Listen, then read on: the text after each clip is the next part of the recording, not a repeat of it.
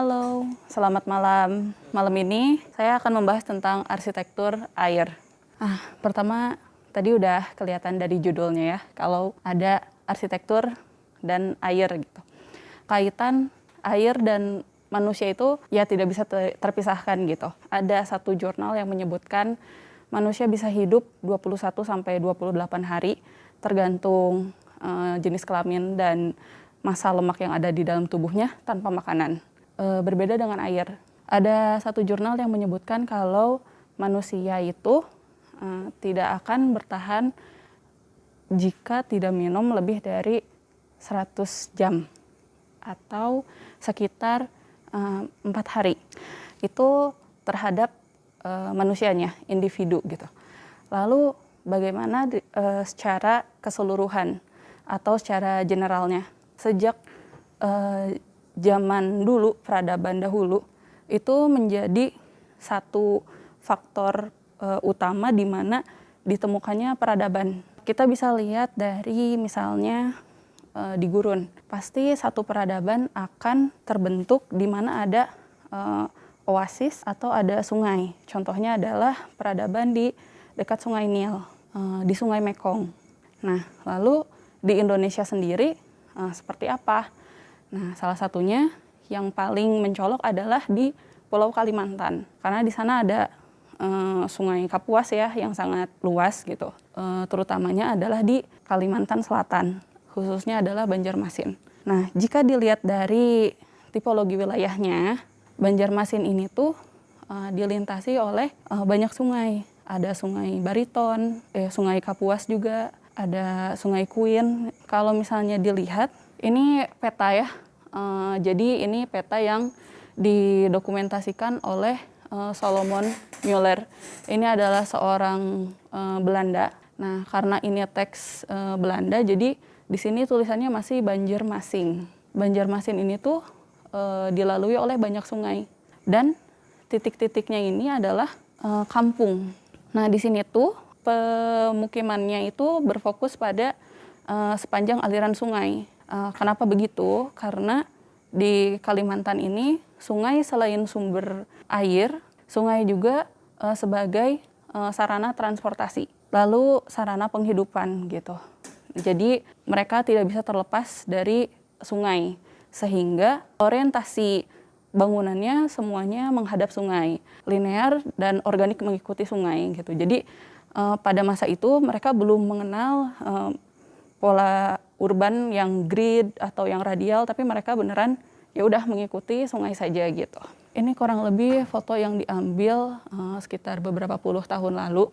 Bisa dilihat di sini kayak ada perahu, terus ya orang-orang yang memang menggunakan transportasi seperti ini gitu. Karena ya Kalimantan sendiri seperti yang kita tahu di sana masih hutan belantara gitu.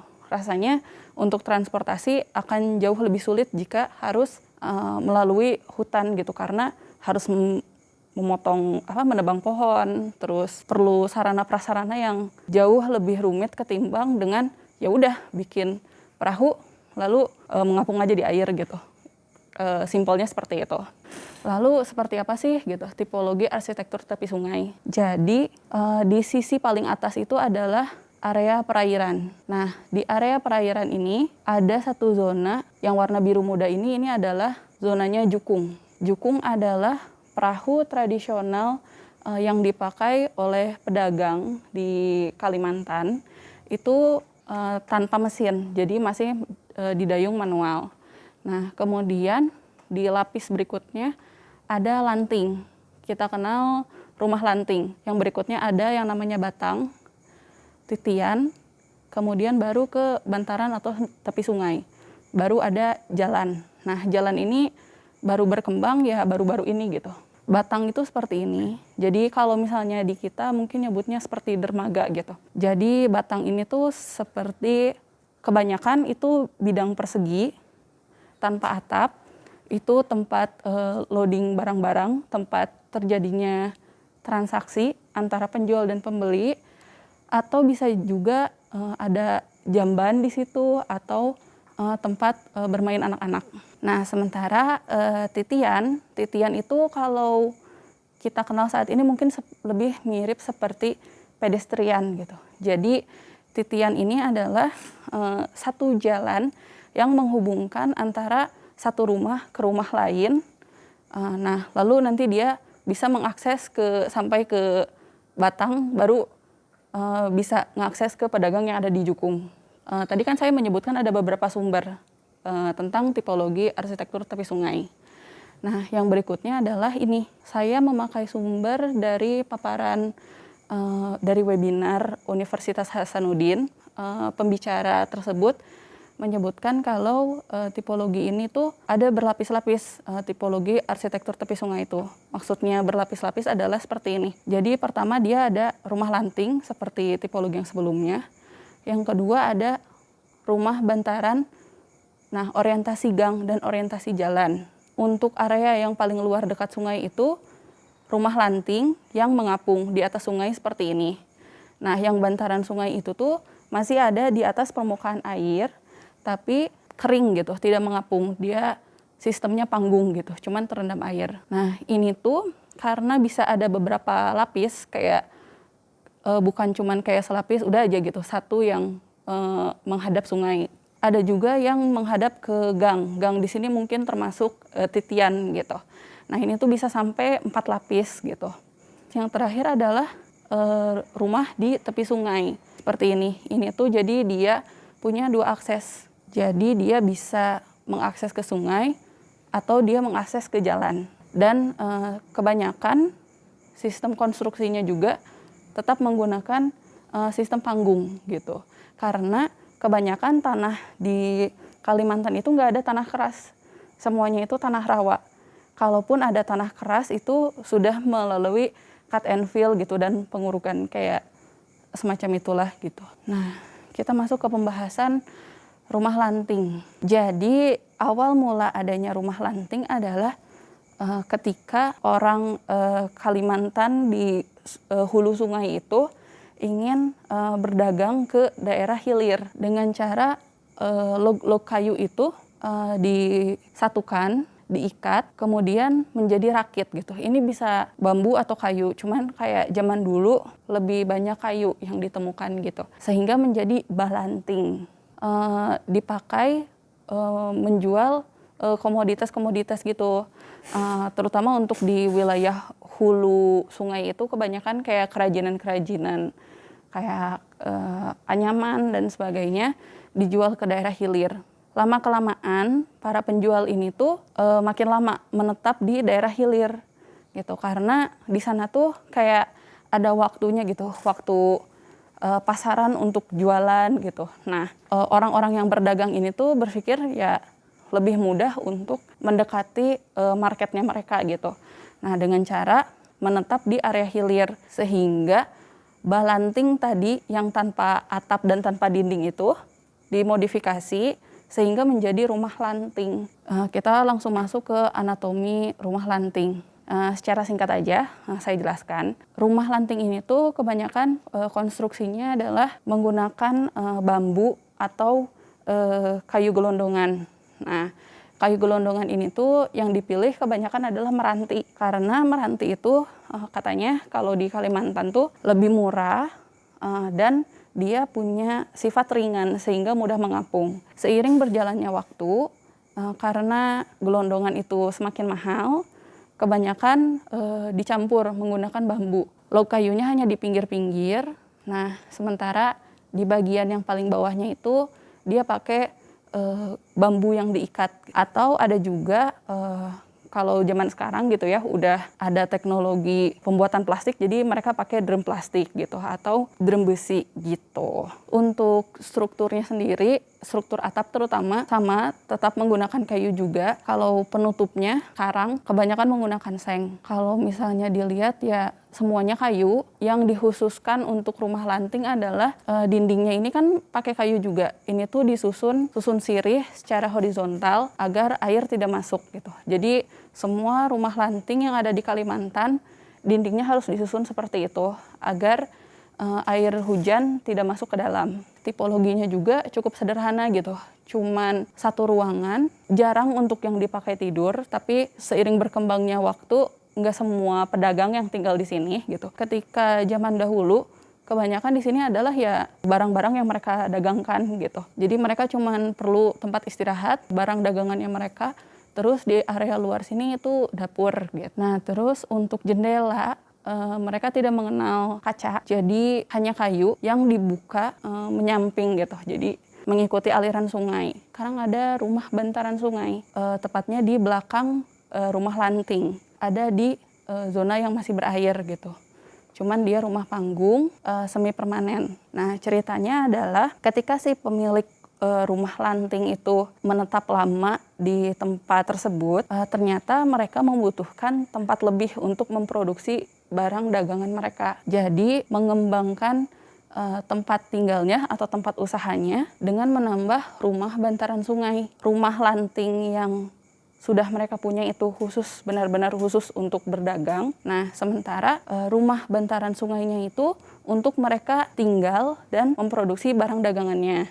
Dan semua pondasinya itu tetap kayu. Cuman kalau misalnya rumah lanting itu dia pakai kayu meranti, yang bantaran sungai ini sudah pakai kayu ulin. Karena kalau misalnya dilihat dari karir mereka pun kan kayak, maksudnya rumah lanting nih, mereka anggaplah kios gitu. Lalu berkembang sehingga mereka mempunyai daya beli atau penghasilan yang lebih dari sebelumnya, sehingga mereka mampu membeli kayu ulin gitu dan mampu membuat konstruksi panggung gitu.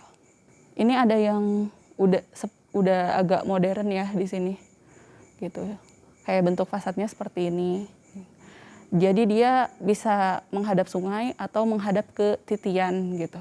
Nah, seperti ini kan dia menghadap ke titian juga sebenarnya si pintu-pintunya itu.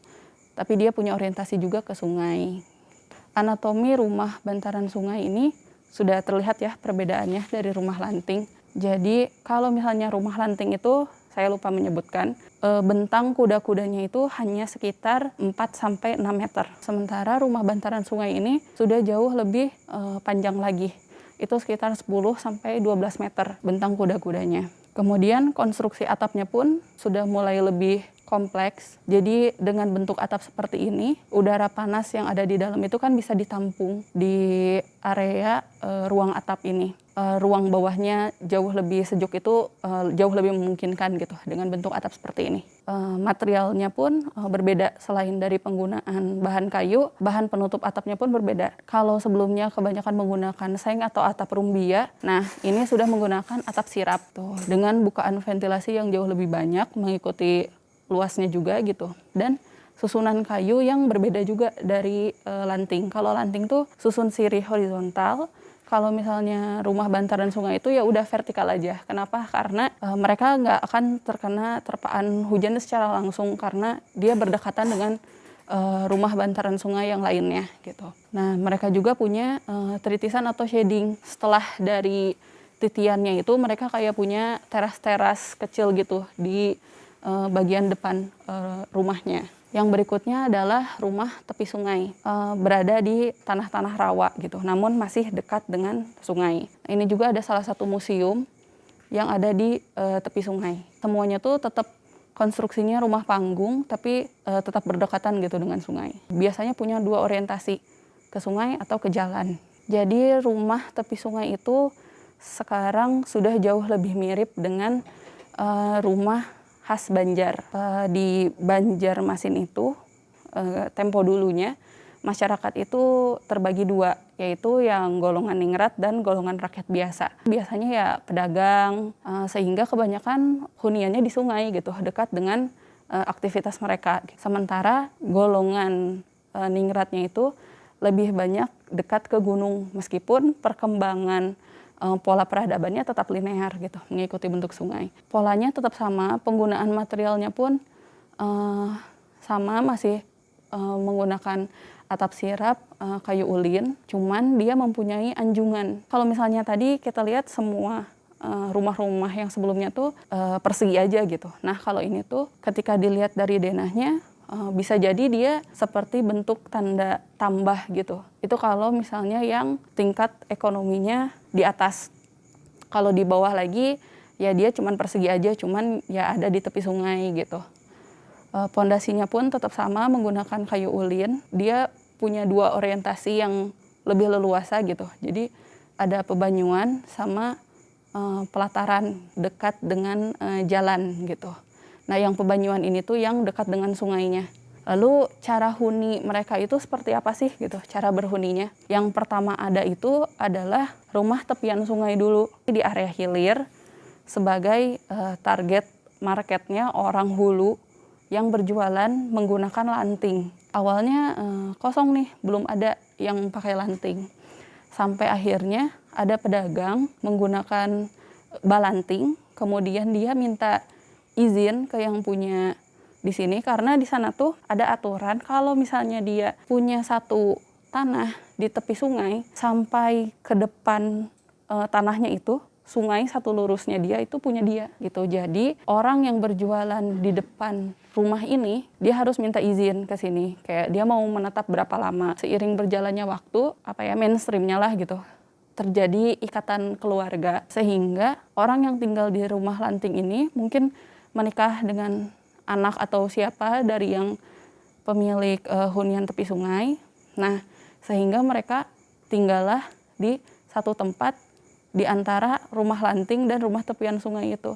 Sehingga adalah rumah bantaran sungai. Atau ya kasus yang lainnya adalah seperti yang sebelumnya saya sebutkan. Dia jualan, dia butuh memproduksi produknya gitu tanpa harus bolak-balik ke hulu. Ya sudah gitu, jadi dia menetap di sini. Biasanya di antara ruang bantaran dan tepi itu dia ada makam. Ya, jadi dia ada penambahan ruang-ruang kosong itu dimanfaatkan gitu, bisa jadi makam atau tempat bercengkrama kayak gitu. Atau bisa jadi dia tidak ada hubungan apa-apa, tapi dia ya udah gitu menyewa aja ke si keluarga yang punya rumah di tepi sungai ini gitu. Karena ya prinsipnya ruang sungai di depan rumah ini adalah punya rumah ini gitu, dan sampai sekarang masih terjadi gitu sewa menyewa dari orang yang tinggal di rumah lanting atau rumah bantaran itu menyewa ke pemilik rumah tepi sungai. Lalu bagaimana sih metode rumah lanting bisa berubah jadi rumah bantaran sungai itu gitu. Ini rumah lanting. Nah, ini dalam kasus tidak ada rumah di tepian sungai ya, masih di area kosong gitu misalnya. Nah, jadi ketika rumah lanting berubah menjadi rumah bantaran sungai itu, materialnya tidak dibuang, melainkan si tanah ini diolah, dibuat dulu konstruksinya, pondasinya. Setelah itu material dari rumah lanting ini dipindahkan ke atas konstruksi yang sudah dibuat. Nah, seiring berjalannya waktu dilakukan penambahan seperti ini sehingga terbentuklah rumah bantaran sungai yang seperti sekarang gitu, lebih luas daripada rumah lanting. Sekitar setahun apa 2 tahun lalu, pemerintah Kalimantan Selatan itu melakukan suatu program untuk melestarikan rumah lanting gitu. Jadi seperti yang kita lihat dari contoh-contoh sebelumnya, secara arsitektur rumah lanting kurang menarik ya gitu, meskipun sebenarnya secara konsep dan secara budaya kalau saya pribadi sangat tertarik dengan rumah lanting gitu. Mungkin atas dasar pemikiran yang serupa juga mungkin ya. Jadi pemerintah ingin melestarikan kebudayaan rumah lanting. Selain karena dari sisi budaya, juga dari sisi kelestarian alam. Seperti yang sudah saya sebutkan, kalau di Kalimantan itu tanahnya rawa. Jadi semakin banyak bangunan, semakin berkurang gitu daerah resapan airnya gitu. Dan ya gak cocok lah gitu untuk jadi didirikan satu bangunan yang landed gitu. Sehingga diadakan program modernisasi rumah lanting. Jadi atapnya udah pakai genteng, tetap masih kayu, cuman sudah dilapis dicat dan bentuknya jauh lebih menarik daripada desain yang dulu-dulu gitu. Kemudian ada ini juga galeri terapung. Ini kayak masih modelnya gitu sih. Jadi berbentuk lingkaran, fungsinya untuk memajang lukisan-lukisan seperti itu gitu. Nah, cuman ketika peresmiannya terdapat beberapa masalah seperti jadi kurang mengambang, kapasitas orangnya gak bisa banyak. Ketika diisi oleh 10 pengunjung, galeri terapung ini tuh goyang gitu dan kayak sudah mulai mau tenggelam gitu. Jadi sekarang lagi di-upgrade dulu oleh pemerintah dan ahli yang ada di sana. Thank you.